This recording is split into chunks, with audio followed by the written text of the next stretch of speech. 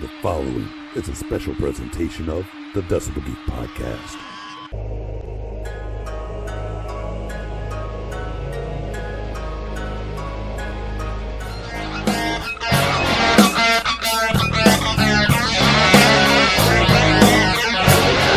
This is the Decibel Geek podcast with Chris Czynszak and Aaron Camaro.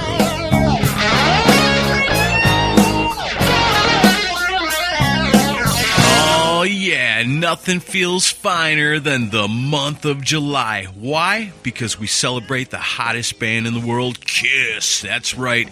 This is the Decibel Geek podcast. My name is Aaron Camaro, and I am always joined by my main dude. He's not here. He's there. He's Chris Czynszak. How's it going? It's going pretty good, man. We've actually been talking a little bit before we started getting this show rolling today because we've been hanging out waiting on our guest. But I guess we'll tell everybody about that in a minute. But, you know, whatever goes on here today, whatever happens, however it goes, just know that this is KISSmas in July and we do the best we can. Yeah, we're closing out KISSmas in July today. Yeah, man, it's kind of a bummer. You know, it's the old story, you know, when we first got together all those years ago, and we, of course, then realized we were both huge KISS nerds and said, hey, maybe we should do a KISS show, you know, and so July is really awesome to get to do that, to get to know what it would feel like to be just a KISS show, because there's so many awesome ones out there, and it's fun to be one of those for a little bit. But when it gets to be the end of the month, it's kind of sad because I'm going to miss talking about KISS all the time. But wait, we talk about KISS all the time anyway. Yeah, that's kind of a technicality. Oh, man, we're going to talk our asses off about KISS today. But before we get to all that, you know us, we got to take care of our business. What's our favorite thing? Come on, you know it. It's those sweet reviews and recommendations. We like to get them from Podchaser. We like the Facebook recommendations. We really like the iTunes reviews. And what? What's this? This is different. Well, let's see. There's 5 stars. This is a Stitcher review. Chris, are you aware that there's such thing as a Stitcher review? I am today because I had to dig for it because you assholes aren't leaving Apple reviews or Podchaser reviews or Facebook reviews. Ah, I see. So now you're in trouble because you haven't been leaving us the reviews. Now I'm going to remind you every single week that there's an extra way that you can leave us a review, and it's on Stitcher. It didn't have to come to this, but you kind of made it go there. So here we are. This one comes to us from Govango. What a name. I like that. It actually came to us 5 months ago, so it's about time we visit this. This review's entitled, Thank You, Thank You, Thank You. And it goes like this. First, let me say I love the podcast. Great music insights, and I love your passion for rock and roll. I'm writing this review to give you a thumbs up for stating what so many are afraid to say. Joan Jett is nothing but a glorified cover band. The fact that she made it into the Hall of Fame really shows what a joke the whole thing is. Before the Runaways, Pat Benatar, the list is endless. Thank you for speaking up. Not that it'll change anything, but it was nice to hear someone else feels the same way. Chris, were you smack-talking Joan Jett about 5 months ago? I think so. I was drunk, so I don't know. I guess I know I was because... That's harsh, dude. Our good friend BJ Cramp gave me a lot of shit for that comment. But, you know, I'm just saying, popularity-wise, what has Joan Jett done popularity-wise other than cover songs? Oh, yeah, I do remember that. That was a fun one. Nice. And we learned a new thing today, that you can leave us a Stitcher review. Right along with the iTunes reviews, right along with the Podchaser review and the Facebook recommendations. We love them all, especially when they got all 5 stars like this one does. Govango, thank you. From 5 months into the future, you rock. Yeah, awesome name, Govango. I like that, Govango. It's like Zorro. Sexy, yeah. And I wonder if he wears a mask, and you should be too. Indeed. Yeah. And then our other favorite people, the Geeks of the Week, these people that shared on Facebook and retweeted on Twitter. Last week's drunken escapade with Baco. That was a fun episode. Yeah. All right. Geeks of the Week this week are Aaron Martell, James West, Destroyer Sr., Christina Green, Rock and Ron Runyon, Mike Parnell, Grayson Gallegos, Freeform Rock Podcast, Mark Alden Taylor, Sean Cullen, Keith Rockford, Mikhail Burrell, Matt Porter, The Kiss Room, Warren Edward, LaRue Baker, Andrew Jacobs, Cobras and Fire Podcast, and Neil and Obscuria Podcast, Jay Shabluski, White Polar Bear Mount, Hakan Bergstad, Eladio, David Cathy, Alan Deshawn, Deadly Romantics, Bill Elam, Billy Hardaway, Doug, Jared Norlander, JJ Mack, and as always, the Mooger Fooger. That's right. Those are our people. They went out on the internet and they shared last week's episode when we hung out, got drunk with Baco, argued about Kiss. It was a lot of fun. Long, we remember of it. Long edit, but a lot of fun nonetheless. I can imagine. So here we are. We find ourselves today, the last week of KISSmas in July here on the Decibel Geek podcast. We had a guest lined up, but we're not sure what happened. We're not mad. You know, shit happens sometimes. So what do you do in a situation like this? Well, it's KISSmas in July, and we got to deliver the goods. So, you know us.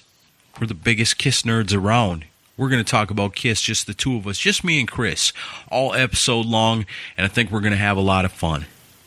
Yeah, and if we're already inebriated, that's our guest's fault that didn't show up because we've been waiting a while. But yeah, so like and Tony Moorhead, he was security on the Kiss reunion tour, he was going to join us. For whatever reason, we haven't heard back from him. We've tried to call a number of times. Something may have come up. Right. If Tony decides to reschedule, we will definitely get him on the show. You wanted the best, you got the best, but you're stuck with Aaron and I. That's right. And we're going to save all your questions, so eventually when we do get a hold of Tony, we'll be able to use yours, and we'll let you know at that time. If you got any more in the meantime, you can let us know. Yep. All right, so, I mean, here we are. It's the last week of KISSmas in July, and we're just going to shoot the breeze about Kiss. I think you guys know our story. You know, I've been listening to Kiss since I was a little tiny kid. Chris, you've seen the picture of me with the Kiss guitar, right? Yep, and your skivvies. Little tiny kid, like 2-3 years old, and I got a Kiss guitar. It was just one of them things that my Aunt Pam and my Uncle Bruce, my mom's sister and my dad's brother, they had Kiss records, and they played Kiss records. They played all kinds of cool stuff for me. I learned about AC/DC. I learned about Ozzy, all these great things, Iron Maiden, that I learned from my aunt and my uncle. Pink Floyd, I mean, the list goes on and on. They were so awesome. And from a little bitty kid, I was just fascinated. The music got me. The visual aspect of it got me. Looking at the album cover artwork got me. Everything about Kiss, it was everything to me. And so growing up, then it was always Kiss, Kiss, Kiss. It was the most important thing probably in the world to me. My parents probably thought there was something wrong with me. They probably questioned themselves by ever letting me, get into Kiss, by ever buying me that little toy guitar, by ever buying me the records.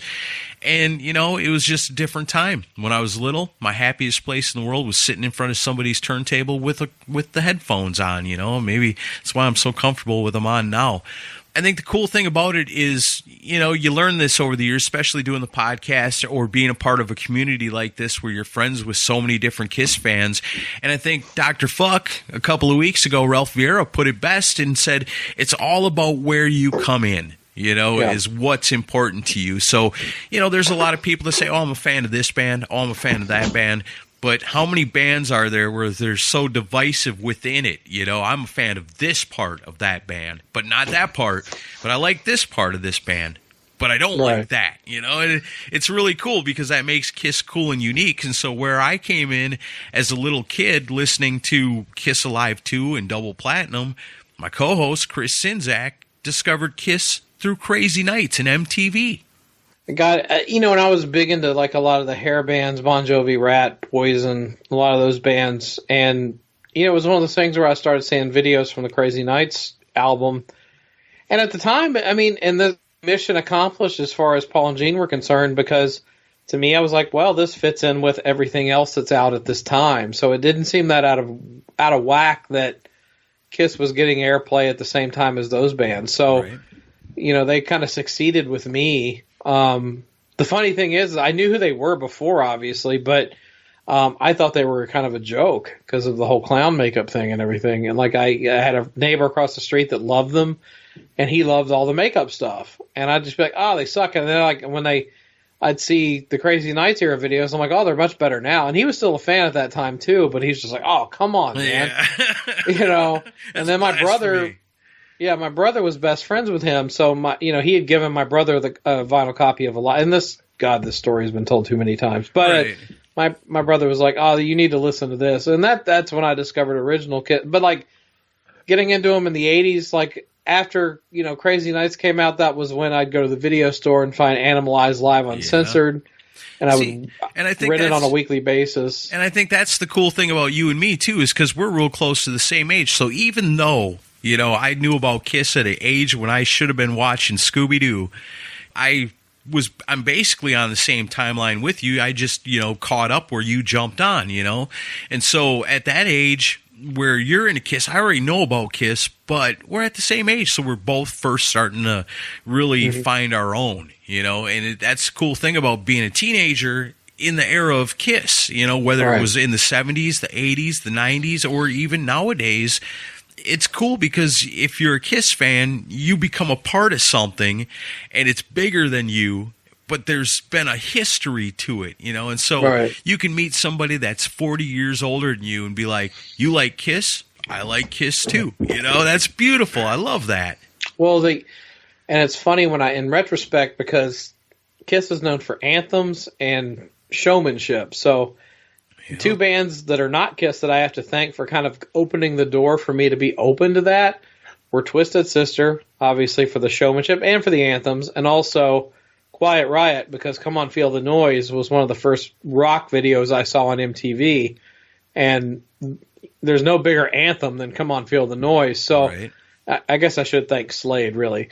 But so like it was kind of a combination of like, wow, catchy songs, very visual, and it was just a step up from like Michael Jackson and stuff like that. Because I was into pop. I was a big Michael Jackson fan as a little kid. Right. I love Duran. But but like Twisted Sister, all the Twisted Sister videos, I Want to Rock, We're Not Going to Take It, Burn in Hell, the stuff like that.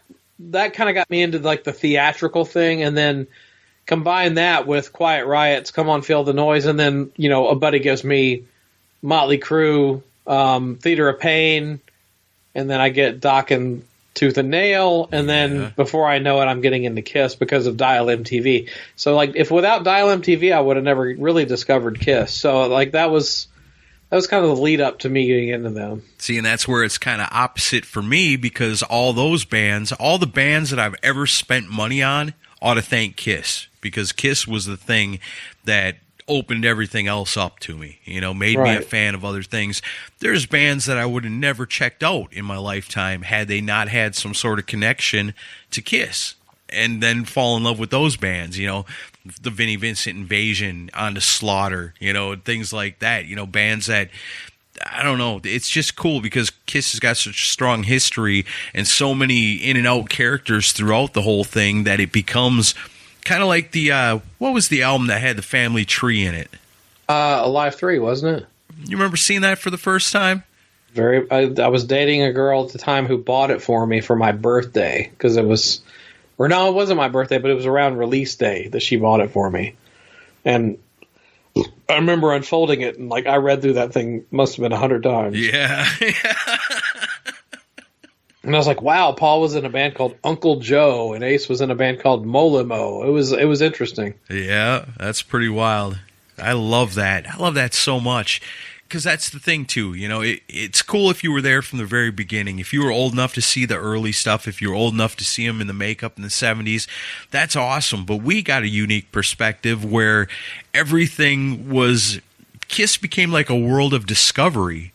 Like I was telling the story last week with Baco about finding Dynasty at the Inner Sleeve Records in Wausau, Wisconsin, and pulling it out. And it's an old record. I was born in 75. This came out in 79. I'm buying this at probably around the same time that I'm buying Smashes, Thrashes, and Hits. Mm-hmm. And so it's like, what is this? And it's the makeup Kiss, and being like, oh, you know. And there's always so much with this band that there is to discover. You know, a lot of bands, they're awesome musicians. They write great songs, and that's it, you know. But with KISS, there's so much to absorb, you know. And I think that's what makes them one of the most popular and a band that has the most diehard fans anywhere. I got to believe it. Yeah, it's funny you mentioned smashes, thrashes, and hits, because I remember... So, like, I gotten into KISS around 88, 87, 88, somewhere around there. And so, obviously, I'm, like, really hungry for something new. And Smashes came out. Was it 89 that Smashes came out? I think so. Yeah, around in there. Or somewhere around there. And, like, the MTV had a show called Mouth to Mouth. It was, like, a talk show for rock stars. And Paul came on there. And I remember being just so excited to see Paul Stanley on this show. Because, like... When you first get into KISS, any TV appearance was like a major fucking event for you. Right, you yeah, know? for sure. Kids nowadays don't realize how that is, where it's like it just shows up on your phone. No, you got to be there. You know, if you gotta skip school to watch Peter Criss on Donahue, you fucking do it. You know, exactly, because you're never gonna have that opportunity again. And he came on that show, and I remember. The guy doing the interview was kind of like smarmy and sarcastic, but I liked it though because he was giving Paul kind of giving it back to him a little bit, and it was a funny interview. I actually used to have it on VHS. I wonder if that's on YouTube because I haven't seen it in years. But like I remember there's being a lot of back and forth, and like Paul talking about Eric Carr and. Like, Eric's been in the band longer than Peter, and the guy's like, well, don't talk down to Peter like that. I remember that. And at the end of the show, there's this cringeworthy rendition of Paul solo playing Rock and Roll All Night with a little... Remember the headless Steinberger guitars like Vito Bratta had? Yeah. And Paul was playing, like, the body glove guitar. That's what a lot of KISS fans call it. Yeah. And I remember really wanting a Steinberger purely because Vito Bratta and Paul Stanley played one, but which now they haven't aged that well. But I remember watching that, and I remember Smashes was kind of my introduction to a lot of the classic songs.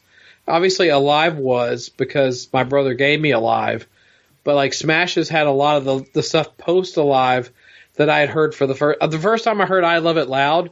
Was from the Smashes version, which is not the best because it's the drum machine. Yeah.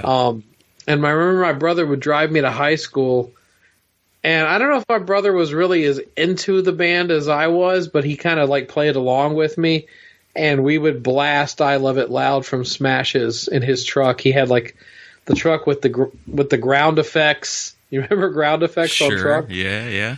And we'd park at the high school and just blast KISS stuff. And the women would just come a-running. Not really. And like a couple of people would get it, but most people were like, oh, God, you're playing KISS. What the fuck? But, yeah, I remember Smashes was kind of my intro to a lot of post-Alive material. I remember Smashes, Thrashes, and Hits being kind of a problem for me at the time. I knew it was coming out. I was excited about it, didn't really know what it was. And then once I realized what it was like, man, I already have albums with all these songs on it, you know, but I wanted to hear Eric Carr sing Beth so bad. I don't know why. I don't know if I thought it was going to be better. I don't know. That was my first time hearing the song. Really? Wow. Yeah, I know. I heard Beth with Eric Carr before I ever heard it with Peter Criss. Oh, wow. Yep. What ended up selling me on buying that album, and again, you know, I mentioned this store. It's come up on the show throughout the years, Inner Sleeve Records in Wausau, Wisconsin. It was, I wonder what that guy thought of me, because here is this young kid coming in here with his, you know, allowance money. You know, I had to earn it. It wasn't just allowance, but coming in with my money, a little bit at a time, looking for KISS stuff. Why is this little kid in here looking for KISS stuff all the time, you know? And what sold me on Smashes, Thrashes, and Hits was the gatefold picture disc. It had KISS in full makeup on one side, and it had the cover of the album on the other side, and it was like, that was the first picture disc I think I really ever saw. You know, it was the first KISS one I ever saw for sure. And I had to have it, you know, and it didn't matter if it was, you know, all songs I already knew, because I didn't know there were different versions. I didn't know nothing about anything. Yeah, it's funny you mentioned the Smashes picture disc. I don't know if you remember this from remember when we had Jimmy Pardo over to your house? Yeah. And like I referenced this because he was on Pat Francis's show, and it cracked me up that because like it was the true statement of what a normal Kiss fan would say, because he's on Pat's show and they're going through the catalog and they get to the point of smashes, thrashes, and hits, and Jimmy goes, "Oh man, this album sucks so much. They had Eric Carr have to fucking re-record Beth. They put drum machines on the whole thing, and it just like it's a terrible mix on everything. I have the picture disc." Yeah. It's like you're such a Kiss fan. Exactly. You know, and that's what's awesome is so many Kiss fans listening to this can totally relate with that. Mm-hmm. Oh, we'll buy something we think is absolute garbage if it's like a certain special edition. Right. It's really sad. If it's cool, you know, that's the thing about Kiss, you know, hey, you've heard this song 100 times, but look how cool this looks. You're like, yeah. I'm in, you know. I remember I had I was really into picture discs for a while, and this was back in my drug days, but like I had a glow-in-the-dark Creatures of the Night original cover, glow-in-the-dark vinyl. It was picture disc. Oh, wow. And I wound up selling it off to get money for drugs. Was it a bootleg or was that an actual thing? I think it was official. Oh, wow. I could be wrong. Somebody will correct me, I'm sure, if I am. But I had it, and I loved that thing, and I sold it for fucking drug money. It's fucking stupid. When you started telling that story, the first image that popped into my mind is you high on drugs staring at a picture disc as it spins on the turntable. I did that a few times, too. Yeah, I can understand it with an album like that. Yeah. Oh, I used to have that thing hanging up in my... I mean, I found some old pictures. I need to share those on the Facebook and the Patreon and everything. I found some old pictures in my bedroom from high school with all the Kiss stuff all over the walls. It's pretty funny to look at. Right on. When I was in the 6th grade, you know how... I don't know if you did this in your school. We had...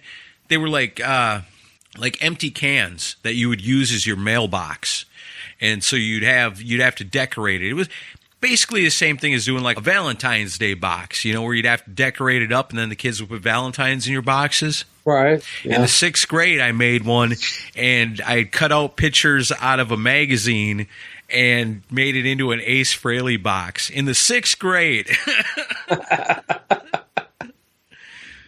My Aunt Pam had married a guy named Andre, and he had this giant stack of old hit paraders. Man, what I would do to have that stack of the magazines. Now, I have no idea if he found them somewhere or if it was something he collected over the years. It had to have been something that didn't mean nothing to him because he just gave them to me.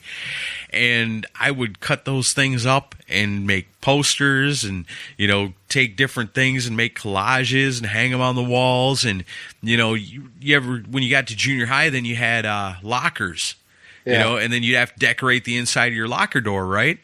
Yep. I had the picture of Ace Frehley with the weird synthesizer guitar with the pink sunglasses with his hand over his mouth. Oh, that was the I think it's called a bikini guitar. He's also does some elder shots with that guitar. Yeah. You remember Trapper Keepers, right? Oh yeah, I totally would put Kiss stuff in there. Yeah, so you'd slice the plastic top of the Trapper Keeper and pull out whatever dumb unicorn or picture or whatever is in there. Yep. And it was perfect size to slide right in a picture like an 8x10 out of a magazine. Yeah. Well, you remember... I had the coolest looking Trapper Keepers because they were all Ace Frehley from like Hit Parader magazines in 1978, you know?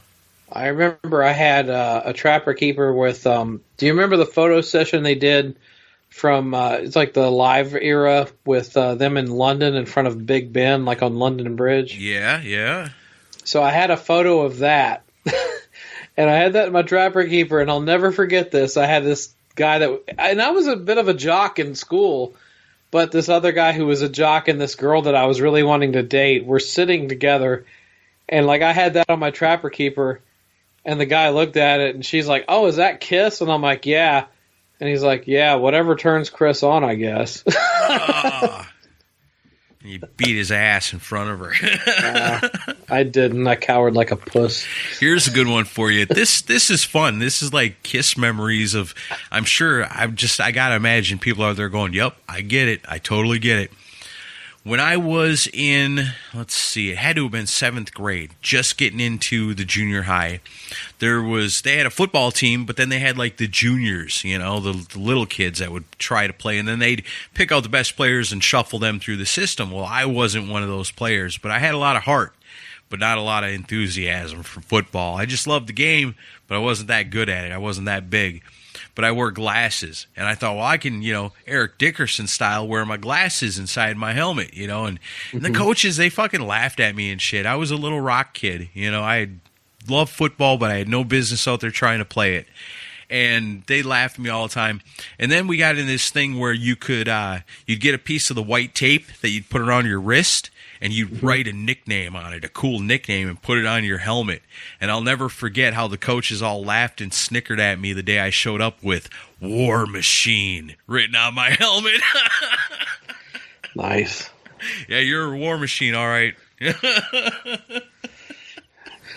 But, yeah, so that was, those were the days, and, and it was funny. I guess we should talk about this because last week was the 30th anniversary of my first Kiss show. Yeah, I saw that on the Facebook, man. That's super cool. Yeah, Hot in the Shade Tour, Nashville, 1990, and Danger, Danger, and Slaughter opened. Great concert. I'll never forget. It's one of those, certain, concerts are burned into your memory. I remember, what the air felt like. I remember the environment. I remember all of it. And Bruce Kulick even commented on the post, which kind of blew me away. Oh, nice. I didn't see that. What did he say? Well, I had posted. I just found a random picture from the Hot in the Shade tour. Cause one of my biggest regrets is I didn't take a camera that day. It's like I didn't even bother, and so I just found a cool shot from the stage, and he just put "cool picture," and I was just like, "It's not mine, but thank you guys were great." But that was an amazing show. Is there ever a drug that you've tried that replicates the feeling of seeing Kiss for the first time? I don't know, did the curtain drop that first show when you seen them?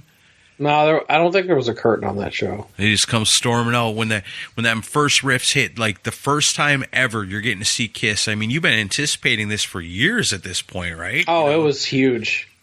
Cocaine I don't think there is anything close on earth that replicates a feeling like that.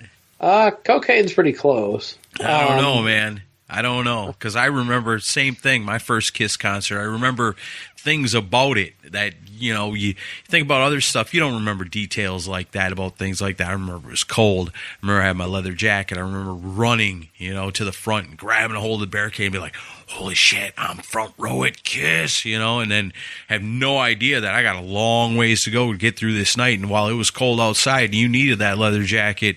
You're inside now and you're about to burn up. Did you stay front row for that show? You damn right I did. Oh, that's awesome, dude. You damn right. Oh, wow. Man, I paid the price, but I was there. I got crushed, but that must have been mind-blowing. It was unbelievable. It was unfreaking believable. And the only thing that can ever really compare to it is seeing Kiss on the reunion tour. I made a comment on an Ace Frehley fan group, a really cool one, and they were asking about what Ace Frehley song makes you cry, and I was like, well, I don't know about any songs making me cry, but I'll never forget the very first time when Kiss comes out and Ace Frehley's in the band and he's full spaceman, and it's like, this is my whole life has led to this moment. This is all I've ever lived for. If I'd have died at that moment, that would have been just fine. I would have been okay. Yep. But yeah, how cool. There's nothing quite like it because, like I said, it's different times. A kid nowadays could never understand that, and I don't know if what it would take to give a kid nowadays that feeling when everything's so instant, but it was years and years and years in the making, and being a Kiss fan from being a little bitty kid growing up, becoming a teenager, learning more about the band, finding out more music, discovery all the time. Get to the age where it's like, wow, now they're still around and they're still coming out with new music and this is great. But, to yearn for what it used to be, because Ace Frehley's not in the band, Peter Criss not in the band, and Eric Carr's not in the band, and, so many in and outs of this band. when it finally happened, it was just, I don't know, man. It's so hard to describe. How many listeners out there right now, I'm sure, going, Aaron, I know exactly what you mean. You can't put it to words. It's unbelievable. Mm-hmm. Oh, I remember. Yeah, I mean, it's one of those things where it's like you can't explain it to people that are around now, but that are like that weren't around then, because the anticipation was a big thing. Like, everything is so instant now. So back then, you waited months for that day to come. So I remember all the excitement, like for Hot in the Shade tour, I remember all the excitement of waiting for that fucking day to come. And then finally it came, and seeing all of it unfold. And then also on the Revenge tour, I remember that was an amazing show. And that was at Municipal Auditorium here in Nashville. And that's a small venue here. So, yeah. There's like no more than like 6,000 people. It was packed, but it was not a big venue. And to see that show live, I mean, and then a year or two, it's one of those things where at the time I don't notice it, but like they went from Starwood Amphitheater, which was huge. Right. Then they go to Municipal Auditorium, which is smaller. It's about half the amount of attendees that Starwood had. Oh, for sure. And then they play the Gibson Guitars 100th anniversary show on the riverfront on a floating barge. And it's like, if you look at it from a business standpoint, it's like, wow, they were really going downhill fast. Right. And then, 2 years later, or a year later, they're playing a fucking hotel ballroom for the convention tour. But like, when you're a fan, but it wasn't and too long after that where they're right back at the Starwood Amphitheater again. But like, for a fan that's like 14 years old, you don't think about that. You just think Kiss is coming to town. Mm-hmm. And the most important band in the world is coming. But that Bruce Kulick, Eric Singer lineup was such a damn killer. They were so fucking good. I mean, they're all good. I mean, you really can't look at an era of Kiss and be like, that one sucks. None of them suck. No, I don't. I can't say there's ever a bad lineup of the. Well, I guess the closest I could come to would be maybe the Dynasty tour because of what I've seen on tape. But I didn't attend one of the shows, so I can't really say anything with an expert opinion. Yeah, I don't know. I don't know about that one. You know what? I think that's the coolest thing about Kiss. So much to it. Like, for example, like my Kiss timeline, I'm a little bitty kid. I hear the music. And then from there, it's looking at the inner sleeve or looking at the inner gatefold of Kiss Alive 2. And then it's asking for Kiss records and getting the Kiss guitar and then getting older and kind of getting away from Kiss. And then all of a sudden one day in Saturday school, which was like, I guess, catechism for Lutherans, the preacher brings in the pamphlet from them brothers from Minnesota talking about the evils of rock and roll music. And, the rest of the kids are all saying their favorite bands. And he's like, nope. And I just think of Kiss. I got all the old records of Kiss that I haven't listened to for a while, but they're up in my closet. So I go, well, I like Kiss. And he's like, whoa. So it made me immediately run home and pull those records down off the shelf and start listening to them again. And then from there, it was just off, And then learning from my Uncle Bruce when he presented me with Animalized that they don't have makeup, they don't have Ace, they don't have Peter, everything's changed. And then it's trying to learn, because I'm just got reintroduced to this band again, and now I'm older and can understand, can enjoy it in a different way as I did when I was a little kid. When I was a little kid, it was just listening to it, looking at it, and that was it. Yeah. But now there's a whole new world. Why don't they have makeup on anymore? What happened to this guy? Where'd that guy go? And then you learn, there's an album coming out called Fraley's Comet, and that was a big thing for me too as a kid because I really looked forward to that. And there's so much to it. There's the mystery of what do they look like? Nowadays, a band could never get away with that. Back then, it made it so unique. That put a whole different aspect to Kiss that no other band before or really since has ever been able to employ. What do they really look like? Yeah. I don't know that I've ever asked you this. So the first kind of inkling we all had I guess we had an inkling that the reunion tour was going to happen when Unplugged happened. Right. But when they did the Grammy, things ever. when they did the Grammy appearance, were you watching the Grammys when it happened? You damn right I was. Because, so did you? Because we got heads up ahead of time that it was happening somehow. I don't remember if it was in a magazine or if it was on something I saw on TV or what it was that clued me off to it, but I knew it was happening. So I was at my parents' house, and I'm watching it intently. And my dad's there, and he's like, what's the big deal? You know?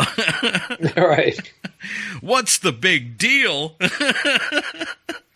See, I didn't know it was going to happen. No? No, I was working at Pizza Hut at the time. I was a cook there. And I remember I finished my shift, and I was driving home. I'll never forget this. I was driving home. I was getting ready to get off my exit. And the guy who was the singer in my band called me. And I had remember the old brick cell phones? Yeah, yeah. I had a brick cell phone, and wow. he goes, I just saw Kiss on the Grammy Awards, and they were like it was the original band with makeup, and I'm like, what? And I said, what did they look like? He goes, they looked old and fat. Fuck you. He was never a big fan. But that was another part of being a Kiss fan in like our era was how everybody else would give you shit. And if you had one friend that understood, he was the coolest dude you ever knew. I had a friend named Jason, and I'll never forget how I met him. I'm sitting with my buddies at the lunch table in junior high, and this dude, he's a grade above us, long-haired dude, comes walking up and goes, hey, I heard you got the Elder on LP. So it must have been something I was running my mouth about, and, none of my friends care. But this guy came out of his way to come ask me that, and I was like, yeah, what about it? How cool is that? Kids today will never know that feeling. Yeah, well, I knew a guy that... Friends for life. I knew a guy in high school, and he was a total burnout. He was, like, in the same grade as me, but he was, like, 4 years older. And I think his name was Billy. I don't know why I remember that. But, like, he was like, yeah, I've got a VHS tape with some old Kiss stuff, and I've got a video for Shandy. And I was like, what? Wow. I was like, you got a video for Shandy? I was like, I have to see this. And that was the first time I saw the Shandy video. But like the VHS tape he had was so degenerated that it was in black and white. But I remember the first time I saw Shandy on video was that. Wow. And that was a wild thing. But Kiss fans were very few and far between in the early 90s. Yeah. Do you remember the first time you ever heard or seen about Killers? Killers, I don't know exactly the first time because I was thinking about Killers the other day, and I was trying to remember, did I know about Killers before and was seeking it out, or did I just see it in the Pomida that day? Because I remember seeing it on cassette. This is how cool it is to be a Kiss fan. I can remember something so stupid and this should be so trivial, but was so important. In a Pomida in Merrill, Wisconsin, Killers on cassette tape. That's got Kiss songs on it I've never heard before. I have to have it. I think I knew about Killers, but I hadn't bought it yet. Like, it was hard to find. I remember it was hard to find. Yeah. I think it had to have been something I knew about and was constantly on the lookout for. And it's not like nowadays, well, oh, that's cool. Let me look that up on Amazon. Let me look that up on eBay. No, you had to actually go to the Pomida and hope like hell they had something like that, I remember the first time I bought Killers was at a Turtles record shop in Nashville. Nice. I remember Turtles. They had it on, it was an import CD, which meant that I had to pay like fucking $35 to buy it. Yeah. But I remember I was like, it's got like 4 songs I've never heard. Right. So I have to buy it. So I bought it. And I remember Nowhere to Run being the only song that I thought was really redeemable. The rest of them I did, especially I remember Partners in Crime I absolutely hated when I first heard it. I think I was just so excited to finally get this thing and hear the songs. I loved them all right off the bat. Well, I thought it was cool to have that cover because it was like the Elder era, but it was like a hard rock record. That's funny enough. Let's fast forward a little bit. That's the same Turtles record store that I bought Psycho Circus on release day. Is it on Gallatin Road? Huh? Turtles on Gallatin Road? No, it was on West End. Okay. It was like Do you remember Stone Mountain? It was like a hippie store. See, and I moved down here at the mid 2000s, so I mean, I've got a whole shitload of CDs in my collection with turtle stickers on it. Do you remember? I'm thinking of Cats music. Well, do you remember where Tower Records was on West End? Yeah. So it was like Tower Records was here, and then if you go a little further closer to Broadway, Stone Mountain was like at a house there, and then Turtles was right there. Gotcha. But like the funny thing is about this, I don't know if I've ever told this on the show before. I went on a blind date with a girl around the time before Psycho Circus came out because, and I don't remember how the fuck I even hooked up with this girl. It was a terrible date. Like there was no chemistry there, and to be quite honest, she was out of my league. But we hung out at a place called the Underground in Nashville. But she was telling, and she could have been full of shit, I don't know. But she was telling me at the time that she had, not that she had hooked up really with, like, sexually with Paul Stanley, but she had lunch with Paul Stanley at a place called Arthur's in Union Station. You know where Union Station is, right? Yeah. So this is all that'll go over like 95% of our audience's head. But she had lunch with him there because she was a big Kiss fan. And he let her hear a cassette of Psycho Circus demos. Oh, wow. And she was talking about, it's the greatest thing they've ever done. And like she was like so excited about it. So, which of course, that Turtles is the same place like 6 months later that I bought Psycho Circus, which I was incredibly disappointed in. But yeah, like I thought she was giving me the scoop, and then it turns out she wasn't. See, I learned something about myself here today when we're talking about Killers and we're talking about Psycho Circus.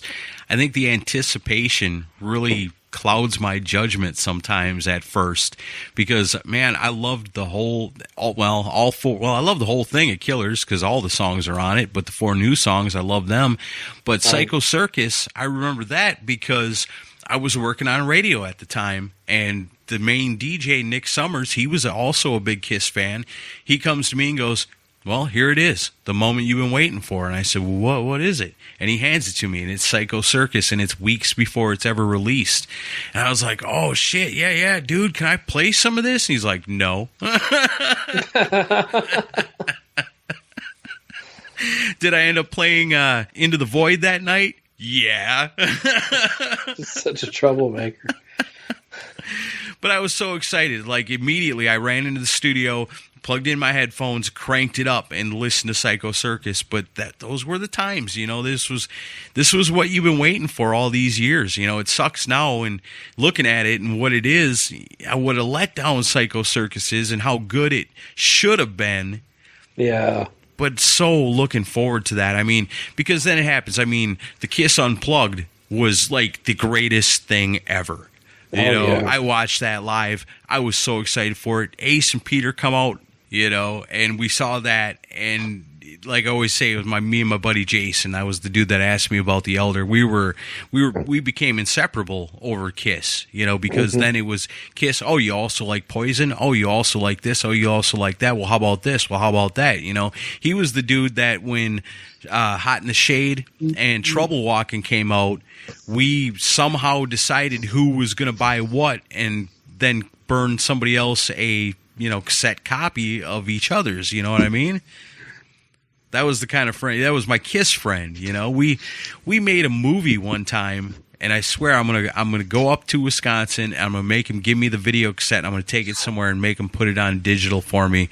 We made a movie called Mr. Blackwell. Oh, yeah? Yeah, and it was just the 3 of us. It was myself, my friend Jason, and my little brother Eric, and we wrote out a little script and filmed it with my parents' camcorder and made a movie called Mr. Blackwell, where Mr. Blackwell was the villain of it. It was nice. A horror movie. So someday I will have that released on Decibel Geek TV as soon as I talk to my friend Jason and get him to let me do that. But, I mean, that's what kind of Kiss nerds we were. And so, the Unplugged happens, Ace and Peter back. holy shit, and then from there, like you said, then it goes to the Grammy Awards, and then the thing with Conan O'Brien, and then they're coming back, and then tickets are on sale. It was a dream come true, a literal dream come true, because that had been what I had been dreaming about, it seemed like, for as long as I remember my Uncle Bruce showing me the Animalize album and realizing Ace ain't on it, and then buying the next one and be like, well, this is cool too, but Ace ain't on it. Oh, Ace is doing his separate thing. Oh, okay, well, I'm going to get that too, but the two of them always coexisting but never together, and that was always the dream, and it was finally happening. How many other rock bands do people have experiences like this where it carries through their whole lives and you remember such important parts of your life based on that band? It's Kiss, baby. Yeah, well, I remember when the Intrepid press conference happened, MTV covered it heavily, and I remember I had and I don't think I still have it, which is unfortunate, but I had a VHS tape that contained the OJ verdict and the announcement of the reunion tour from the Intrepid. That's timely there, yeah. I know, it's like a true time capsule. But I used to watch that shit because, I was very caught up in the OJ trial. But, once I saw Unplugged, I was like, okay, it's going to happen. I think a lot of us had that same feeling, like, there's going to be the reunion's now going to happen. I think for me it was like, please let it happen. Don't let this just be a tease. Let this please, with the makeup and the full costumes and the old songs and the original members. I mean, please let this happen. I'm sure I prayed for it. Oh, sure. And there was like a little, and I still live in, it's funny how things come around because, I've lived a lot of places since college, but in college, I live in Murfreesboro, Tennessee now, and that's where I lived in college. And there was a little place, it's not there anymore, but it was in a strip mall shopping center, and they sold records and CDs and tapes, and they had bootleg VHS concert tapes. And that was where I was able to pick up the K-Rock Weenie Roast tape at that place. Right, and then I also picked up that first after the reunion tour announcement, and so I watched I would watch that thing fucking religiously. And then they had the 4 nights at Madison Square Garden. They had all these different shows. And that was my only way to really check out the reunion tour because, mass media did cover Kiss, but not to the point where it is now. It was even harder. It was very hard then. And the Weenie Roast was an interesting show. I don't know if you've seen the bootlegs of it, but there was a lot of technical problems on that show. They played they played Love Gun, I think, second in the set, and they at the beginning of the song, the ending pyrotechnics went off, and you could see Paul just shaking his head. And but it was an interesting show. And then once they announced, they went through the whole first leg, and Nashville's more of an A market now, but back then it was definitely still a B market. So they went through the whole first market, and and I didn't have the money. I was a broke college student, so I couldn't go to Louisville or Atlanta to see them play. And once they announced the second, though, I guess it was called the Lost Cities Tour.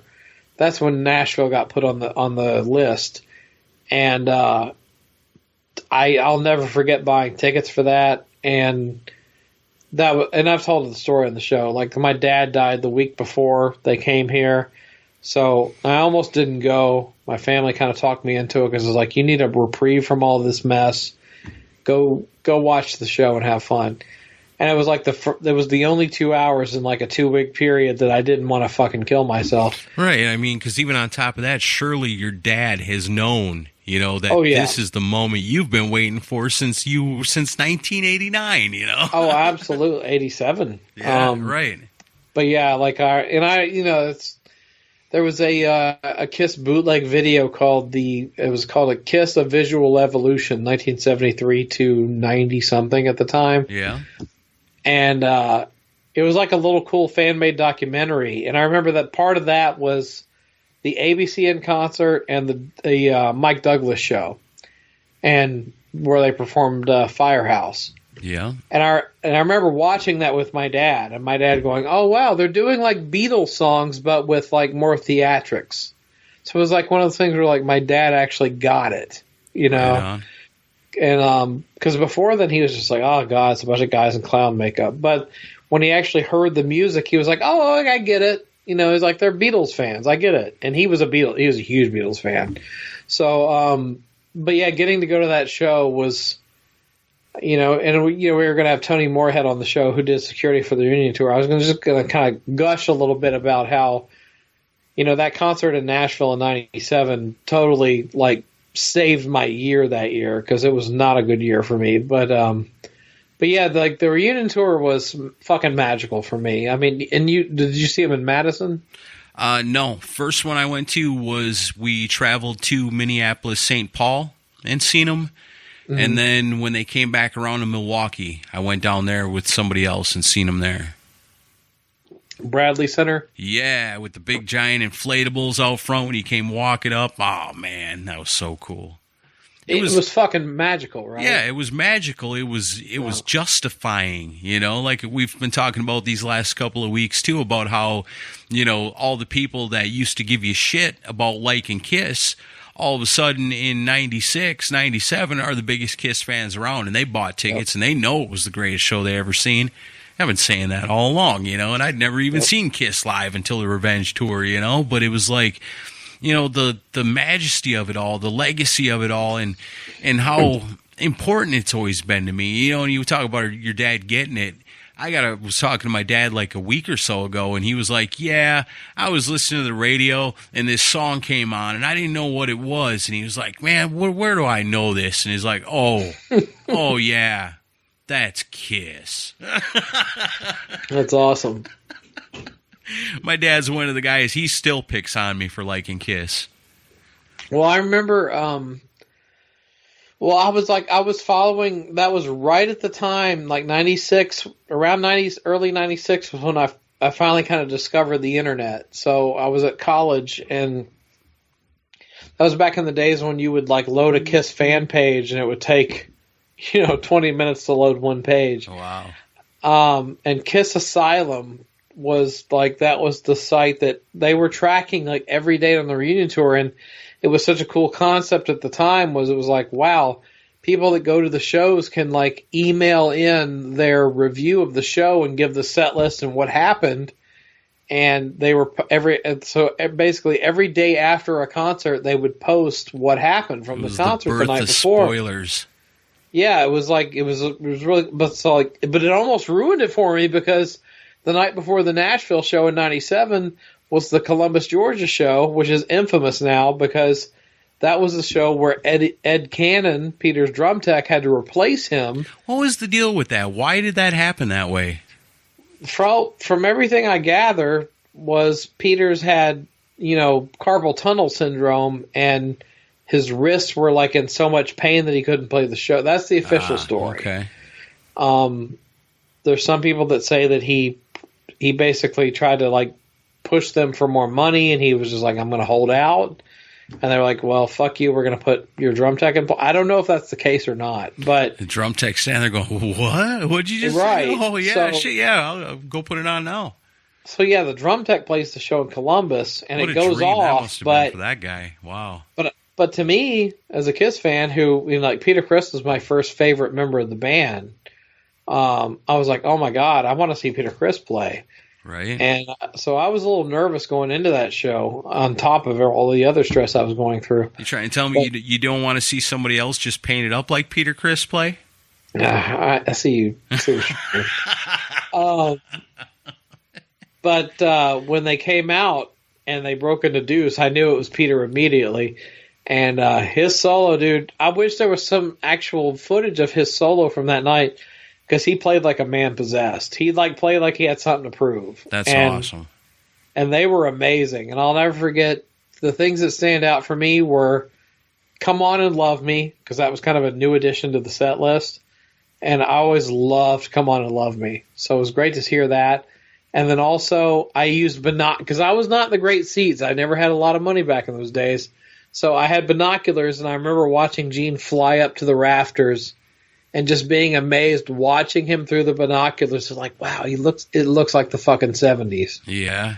It just blew me away watching that live. See, I guess that's where I was lucky. I had no aspirations of going to college, so I took my ass straight to work.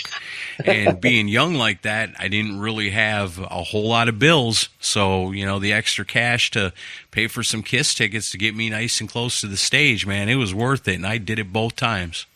I mean, I didn't have horrible seats, but it was far enough back where I needed something to see. Yeah.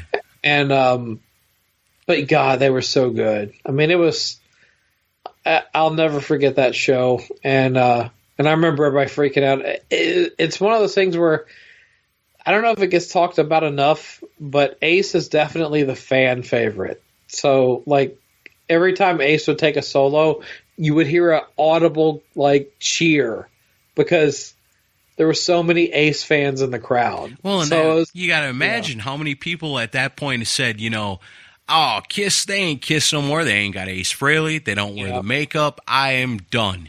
How many dropped off at Dynasty and then Unmasked? And then what was left after The Elder? And what happened to him at Creatures of the Night. There wasn't hardly anybody left. And then they took off the makeup, and then it was a whole new generation of fans. So the old-timers really come back around in the 90s because they're getting to see what they knew. This is KISS. We're coming back for that.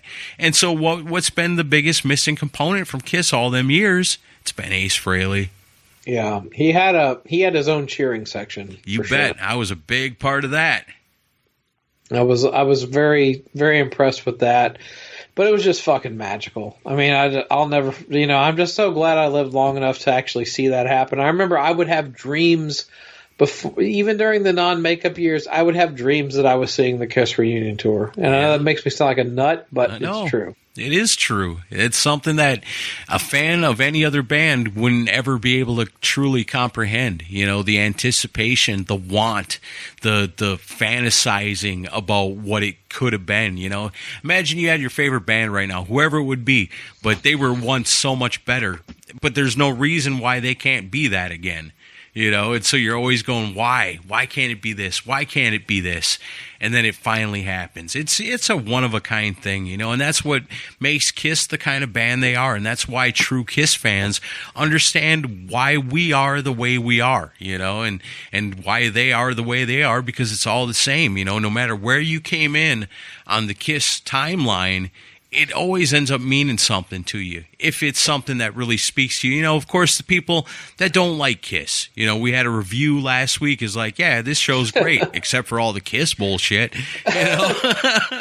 But, and the people that are just kind of like, well, KISS is all right. There's not a whole lot of them. There's either they're the greatest or they're the worst. There's not a whole lot of kind of, yeah, KISS is okay, I guess. You don't hear that a lot, But it's one of them bands where, if you listen today, you can tell what a huge influence that band's had on me. You can tell what a huge influence the band's had on Chris. And, it's all good. It's made us who we are. We were lucky, so lucky to have grown up a part of the KISS timeline. And I'm so grateful for that. Yeah, I agree. I mean, and I'll bust their balls on a lot of stuff nowadays, but I don't know, man. There's no band like them. I love them. I always will. Even no matter what ridiculous decisions they make going forward, they will always be my favorite band. Amen to that. Well, that's the perfect way to wrap up KISSmas in July, I guess. Just you and me talking about what this band means to us and why we are the way we are. Make the wives listen to this one. Oh, they already know. Yeah, they don't need to hear any more of this. All right, well, there you guys have it. It's KISSmas in July. This has been awesome. Like every year we try to do it. I know we always have a fun time with it. So, going forward, we'll see how this goes. But we got a bunch of cool stuff lined up. So stick with us. We're the Decibel Geek Podcast. Leave us those reviews and recommendations. Like our Facebook page. Check us out on Decibel Geek TV on the YouTube and all that good stuff. Man, thank you guys for coming along on this journey with us for KISSmas in July. Chris, you got anything to add before we rock on out of here? Just thanks for listening. We'll see you next week. And rock and roll all night and party every day.